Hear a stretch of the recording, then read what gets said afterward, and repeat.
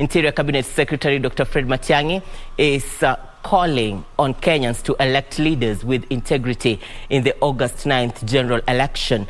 Speaking during the launch of the Money Laundering and Terrorism Financial National Risk Assessment Report, Matiang'i challenged financial regulatory actors to ensure that the country is not turned into an illicit economy.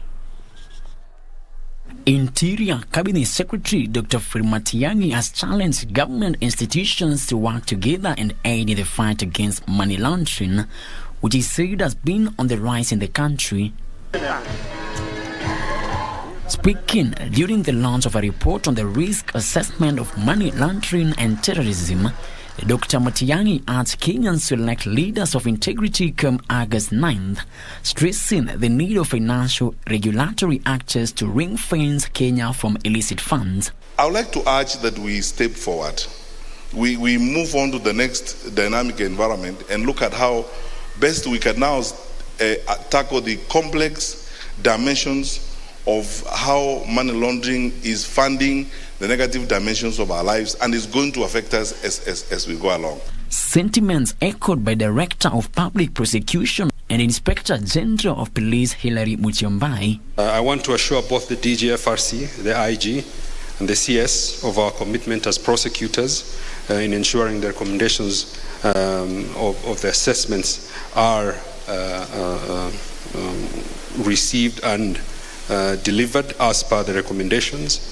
I therefore want to assure you of our commitment as the ODPP. The investigations relating to the money laundering were low, but I want to promise the DG that we are going to step it up because now we have the directions. In the risk assessment report, tax evasion was singled out and mainly driven by abusive transfer pricing and misinforming of services. Car dealers charging billions of shillings. How many cars do you need to sell to be able to have billions of shillings? And all these dealers are friends of senior politicians.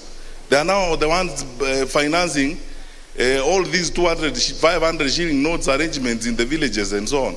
This is a serious challenge that we need to deal with. The report, which was conducted in 2020 and 2021, was a self-assessment by Kenyan authorities using the National Risk Assessment Mechanism developed by the World Bank Group.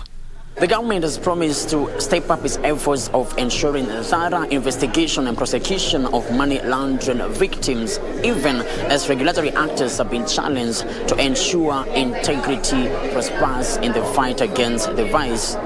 Frederick Mwoki for Lunchtime News.